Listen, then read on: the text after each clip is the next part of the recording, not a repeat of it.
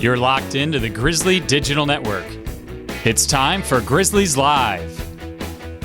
Now, let's go live to the voice of the Grizzlies, Matt Mahoney. Welcome, ladies and gentlemen, to Grizzlies Live here at Newk's Eatery. As always, I'm your host, Matt Mahoney. Glad to have everybody aboard here. We've got a special show for you here as we welcome aboard our head men's soccer coach, Steve DeCou. Coach, how are we doing? We're doing great. A little bit better handshake. Better handshake. Coach, over the weekend, the Grizzlies get the season started. Big win versus Talladega, a draw against Davenport. I got to imagine if I told you that last week on this show, you would have accepted it pretty nicely. Have you had a chance to kind of let it sink in and absorb it a little bit? Yeah, if you had told me that last week, I would have definitely taken it. Having gone through the games, you're thinking we could have gotten that win. But on the flip side, we could have lost. I mean, win just kind of leaves something lacking. And we wanted more, we wanted better, but you know, it's definitely given us some homework for this week to get ready for the games this weekend. Any major surprises? 2 games, over 200 minutes of soccer. Any surprises when you go back and watch the film? Yeah, first off, I would say the fitness levels. Very pleased that we were able to last 180 minutes. Very pleased that we were able to jump on top of Talladega early and get a lot of guys in. Pleased with where some of the goal scoring came from. It's not just going to be one person this year. I think it's going to be goal scoring by committee. Absolutely. Let's look at that committee here. We got some highlights from you from the Talladega game right off the jump here. Not a couple of minutes into the game, 10, 15 minutes or so, and the guy we're going to need to do this all season long is Samuel Gomes. Puts one in the back of the net. Yeah, and what you notice about that goal is, if you remember the game last year, we kept getting caught with that offside trap, and we were much better breaking them down and causing them all kinds of trouble. So pleased with his goal, great finish. And then Sammy's got to get us about 54 more. Sounds good to me. And then, not to put the cart before the horse here, the second goal comes from Matt Redgrave. And we were talking a little bit on Saturday. There's a historical reference to this goal. Maybe one of the best ever? Yeah, definitely top 3. He'll never surpass Renee's goal against Oklahoma City at John Brown. And then the Eatery goal, you know, the significance of that. But that wasn't a badly taken ball. And he told me he wasn't planning on it. Just kind of adjusted on the fly, and what a great goal for him. And then Martin Toribio gets in here also in the first half. Solid performance for him. He's one of those guys that, again, the committee that's going to rise to the occasion and finishes one. And Tori's going to be that kind of player. He's, you know, getting acclimated to the U.S. system, to the game, but he's got loads of talent. He's really going to come on and love that kid. What's it do for his confidence? For him, everything's new and changing, but all you got to do is score that one goal and you go, I can do this. I've done this before. Oh, yeah. You score on your debut. The pressure's gone. I mean, last year it took Sammy a while to get going. To use him as an example. Tori, you know, first game, or actually first half, you open your account and bang, you know, you're ready to roll. And then fourth goal of the afternoon also came right before halftime off a corner kick there. John O'Connor, beautiful ball, and Matt Redgrave just climbs a ladder. Oh, I mean, what a header. We knew he had it in his locker, but he'd only had 2 training sessions with us going into the weekend. So, you know, when he got in the end of that, we've got other options that we haven't even used yet that are as good as he is, but right now he's, you know, the focal point. And so you saw that on Saturday. Davenport would not leave him alone. So we're going to be able to use that to our advantage. But we'll have multiple options that should be able to score. And then the Grizzlies get a 5th one here. And go ahead and tell this story for us. This is Andrew Smith now. Speedy from last year got credit for a goal, made the highlight reel that he may or may not have the green light. Tell the story straight here. Did Speedy have the green light to pull the trigger on Friday night? Oh, no. But, okay, you compare the goal he had last year against Tacoma Falls to that one. Speedy had to take 87 touches. He dribbled one side of the 18 back and forth until he got open and shot it. Great thing about that was, and it's some of the stuff he worked on in the summer, took it off his chest, took it off the half volley, good goal. And that was stuff he came off and said, you know, he had been working a soccer camp, and an ex-pro saw him doing some work and just tweaked a couple things, kind of reinforce what we've been dealing with. That's pretty cool. And, you know, that's a great goal. I mean, you bring it down off your chest, one time in the back of the net, perfect. Last year he would have touched it, and then maybe shoot, and touch it some more. Yeah, absolutely. So 5-0, the Grizzlies get their first win of the season versus Talladega, and then we get some rest. I assume we got some rest Friday night. And Saturday we come back, and again, the big showdown we're all looking for. Might have lost some of its lust, but still, it fit the bill. Great game throughout. First half, the Grizzlies get a great opportunity here. A foul on Sammy Gomes. Pierre gets the PK and come up just a little bit short. Yeah, if you go back, I mean, Torrey just slipped Sammy in beautifully. You know, Good read by the keeper. I mean, great save, but we've got to put that. If we put that one away early, I think the outcome goes in our favor. Clearly, it's a momentum swing because Davenport may have lost some confidence Friday. They get that save, and man, I'm sure it was just viral to get that confidence back on the team. Tooth and nail for almost 60 minutes of that contest. It really wasn't a favored or somebody had a better half than the other, and even bled into the second half there to get things still 0-0. Yeah, a game like that's kind of like a heavyweight prize fight. I mean, there was not much in it. I mean, the guy on TV was just slating us because we couldn't keep the ball, but I won't name names, Zach Muck. But no, we didn't get going well enough. We didn't keep the ball. Now, we did in spurts. Yeah, and especially at the end of the first half, we started to get into it. I think the second half we were improving. But as we go forward in a game like that, I thought both teams' defenses canceled out the attack. Yeah. And so that's what we're going to sell it as today. But going forward, we've got to be better. We created great opportunities. We've just got to have more of the ball, make them chase.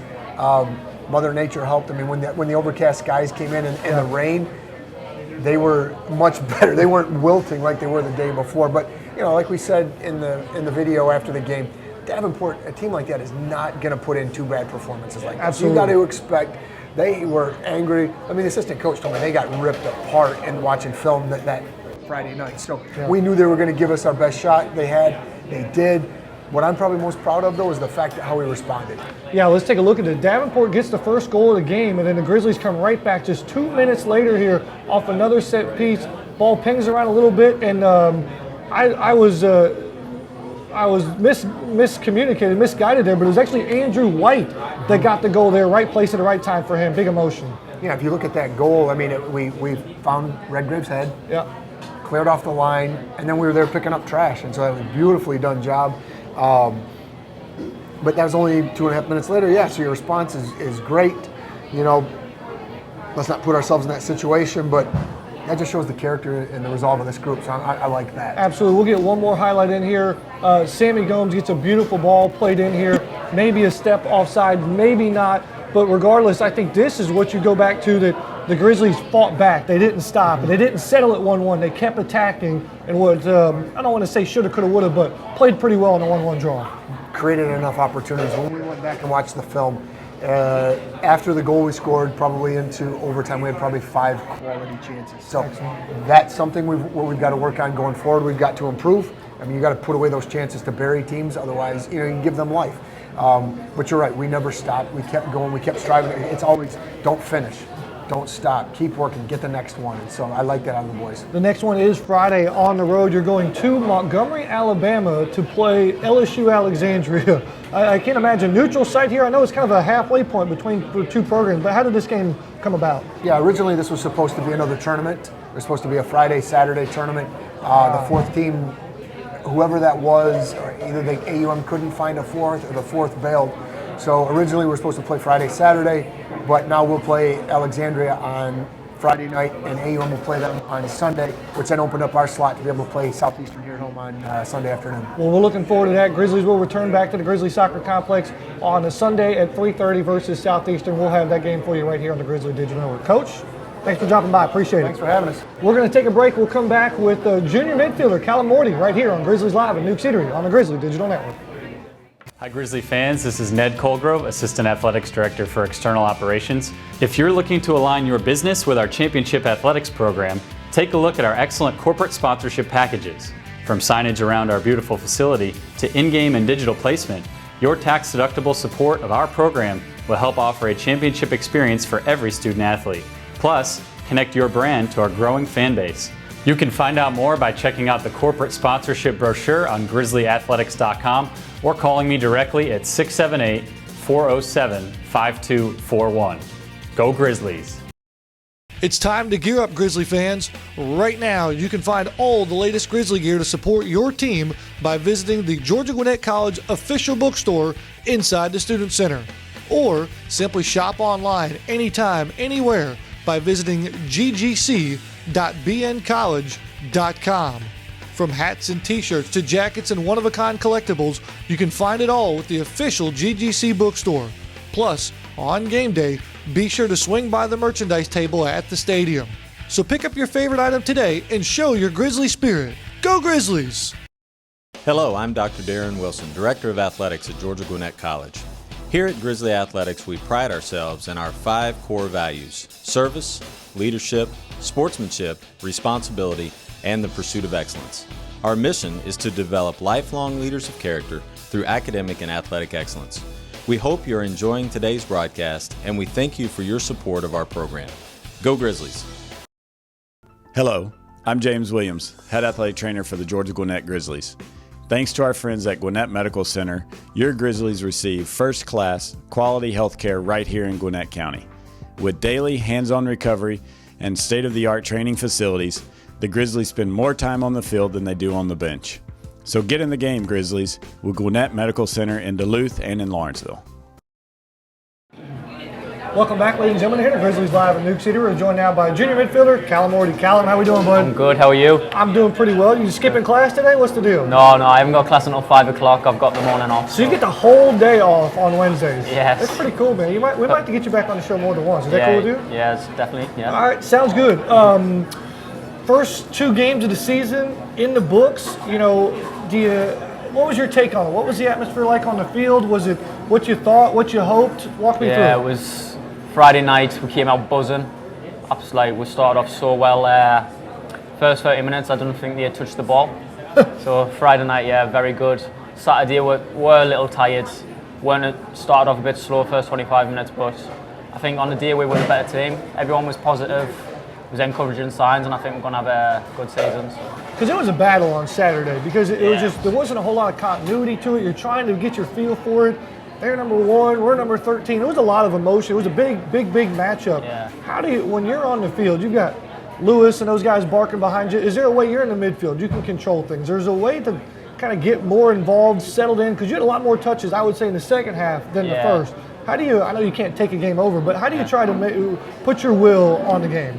You just have to really demand the ball, because the first 20 minutes, everyone was like just trying to get a feel for the game. It was getting kicked. It was more of a battle. You just started getting the tackles, you had to shout, but yeah, you just have to demand the ball, make sure we'll get it down and play. Because when we get it down and play, we're by far a better team.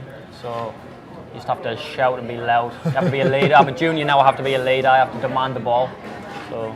Because you guys, we've got the lone senior, Martin Lugo, who leads this program. Lewis Sharp, their captain.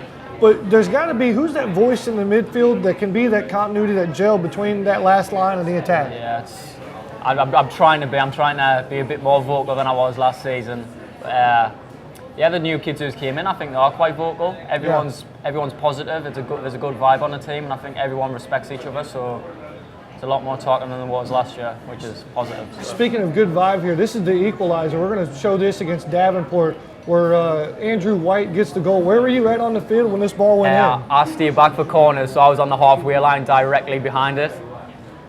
And that point there, I honestly thought the keeper had saved it again. I was like, it's not going to be our day. But as soon as I seen him running away like he is now, I was like, what a relief. But what's that feeling right there? Get a big equalizer there. That's just raw emotion. So good. Just at that point in the game, I just thought it wasn't going to be our day. I thought it was going to be one of them days where we just can't score. But as soon as that went in, I thought we were going to push on and win it, but just couldn't get the winner. Yeah, we get called off on Sammy's call. No big deal. We keep moving forward. 2 overtimes. You guys must have been exhausted. What was it like in the locker room after the game? Yeah, it was. Everyone was disappointed. It felt like a loss in the locker room at first because everyone knew we should have won. But once we all settled down, we all had a talk. We had a talk with the coach, and we knew that we didn't play our best, and we still didn't lose. So it was just all positive. We were just helping each other get through it. So. Because you can turn that draw into a positive. Exactly, yeah. Because if you lose, maybe you motivate yourself. But if you win, you feel like you're on top of the world. Did the draw push this team a little bit? Now it motivates them a little bit? It helped us in a way because we knew that we should have won. And it's possible that we can win every game from now on. That was number 1 in the country. So we're just looking at each other and we're like, this could be our season. We just need to push on from here and just do well. So big week for you. Not only do we beat Talladega, we tied Davenport, but I hear it was your birthday last week. 21st birthday. What was your birthday like? What day of the week was it? How did it go? Well, unfortunately I had to go to school. It was a Wednesday, but I had the morning off. So I had a nice breakfast, went to school, just went for a nice meal, just chilled out and concentrated on the games at the weekend. So No birthday presents or cake. None of your roommates or teammates did anything I had all for the you? cards off me family back home. Oh, very I nice. had a card off my girlfriend. So Very nice. Is that an early shout out there? Is it a shout out to all them? yeah, shout out to all my family watching. I know my parents will be watching, my grandparents. Sharpie better be watching as well. I got a card off Sharpie and a cake off Sharpie as well. So. Very nice. I tell you what, the people you're talking to, thank you from me and the crew. We had our largest audience ever on the history of the Grizzly Digital Network, Friday night and Saturday. So keep on coming back. We've got more soccer this weekend. So thank you from all of us here at the production crew to all those folks out there watching. It was a huge audience and we had a ton of fun. Yeah, good. Mordey, thanks for dropping by there. Thank you very much. But before I let you go, I read on Twitter that the boys were giving you a hard time about the Meet the Grizzlies video, that you want a retake on that. Is that true? Yeah. So I'll give you a redo here. Look into this camera right here and give me the redo on Meet the Grizzlies. Name, where you're from, and position. Right. Callum Mordey, Sunderland, England, midfielder. That's a little bit better That than was that, better than the last one. That sounds good, Callum. Thanks for dropping by. All right, thank you. Appreciate it. We're going to take a break. We'll come back with head women's soccer coach Chris Kouns right here on Grizzlies Live at Newk Eatery on the Grizzly Digital Network.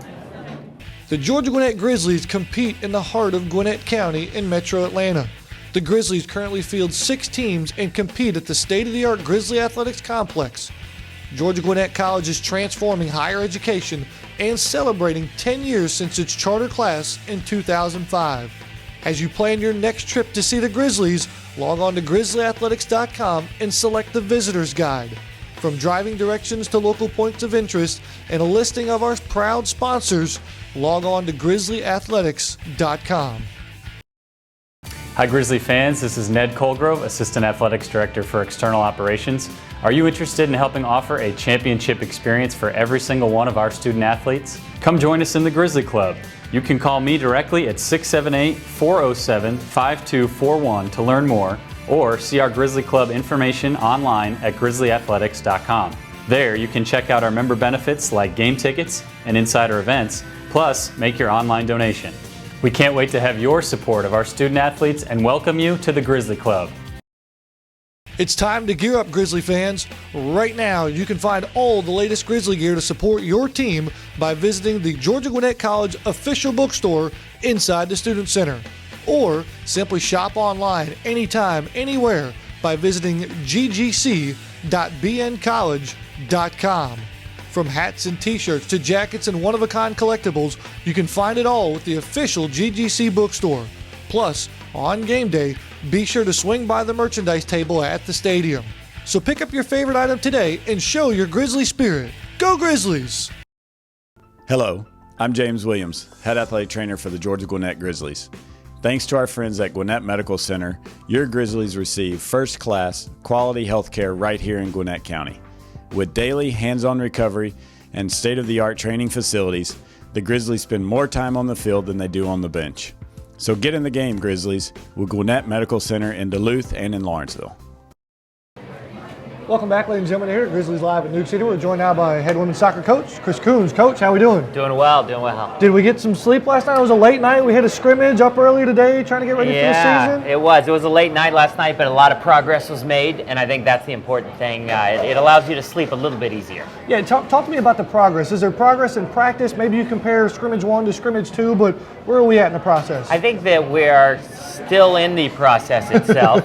I think that definitely we're starting to flesh out some positions and start to see what groups of people work well together. Yeah. And I think that with 15 returners and the 11 newcomers, part of it is just finding who's going to mesh. And we're getting there, slowly but surely. Are you tired of talking about the season? Are you ready for the season to be here? I could not be more ready. I mean, because the longer we just train, the more drama and other stuff that goes along with it. So I just want to play. And it's the drama that's in your head. It's almost like you created as a coach when we're just ready to play. It is. And I think everybody will be happy once they just get on Friday night and get under the lights. Friday night, under the lights, we're going to take on USC Buford. Looking forward to that. We'll have all the coverage for you right here on the Grizzly Digital Network. Have you thought about, Friday is going to be the longest day ever. We don't play till 7. Team's not going to show up till late afternoon, evening. Have you thought about your routine on Friday? Not yet, because I think I have so many things in my head that I need to get done and need planned.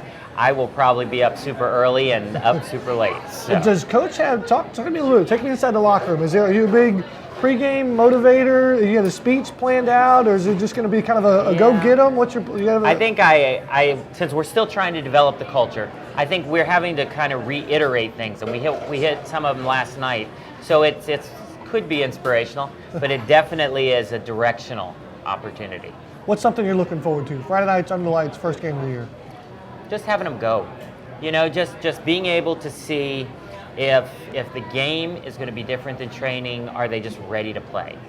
What's something that Coach is looking at, good, bad, and different, an area of the game where you're going to be like, I don't know if focus is the word, but maybe later on tape, what's something you're going to be looking forward I'll to? be absolutely honest. I think that for us, there's going to be two areas of focus. One is how involved we can get Stina in the midfield.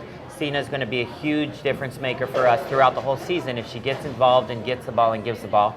And the second part is how are we going to defend as a unit, because I'm asking them to defend very differently than Dom did. So it has definitely been a work in progress trying to get that going.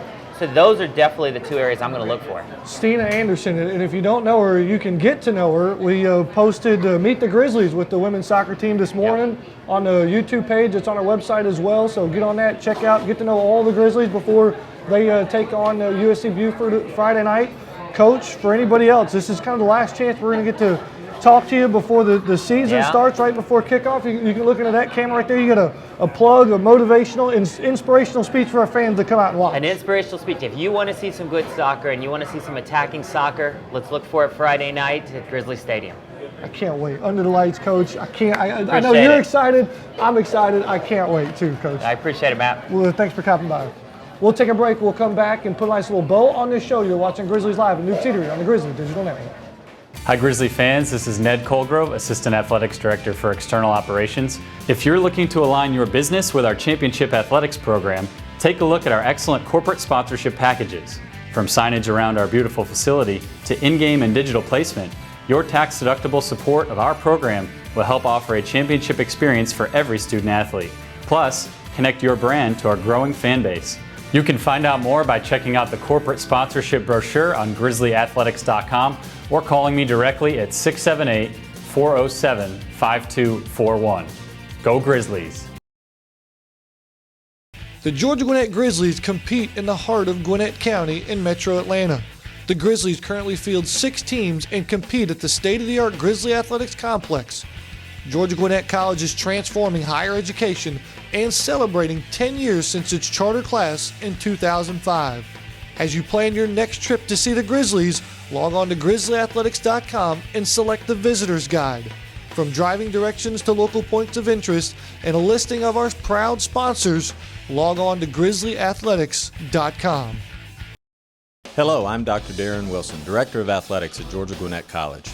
Here at Grizzly Athletics, we pride ourselves in our 5 core values: service, leadership, sportsmanship, responsibility, and the pursuit of excellence. Our mission is to develop lifelong leaders of character through academic and athletic excellence.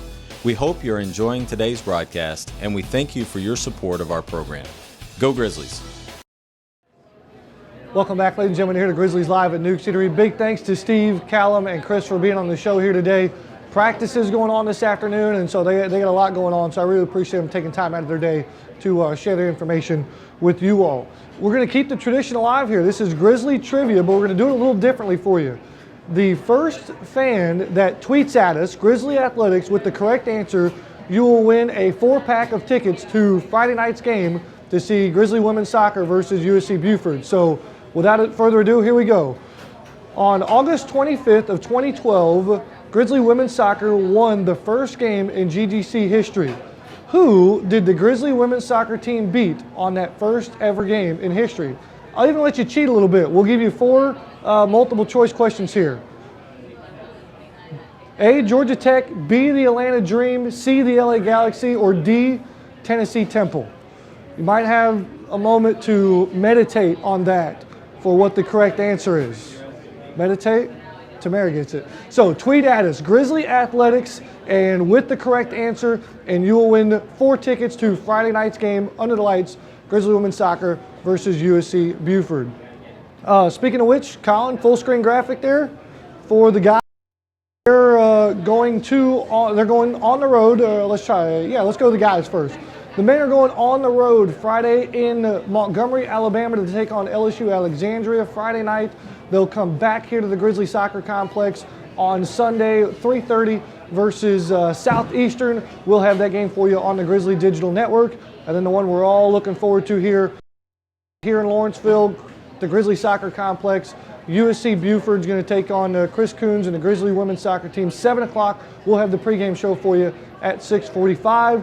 We're also looking at Sunday. Sunday's a doubleheader, by the way. So women's soccer and SCAD Savannah, 1 o'clock pregame show at 12:45. We'll have game 2 of the doubleheader between the men's team and Southeastern right after that, about 3:30 or so. Did I get all that right, Colin? He says okay. He says sounds good.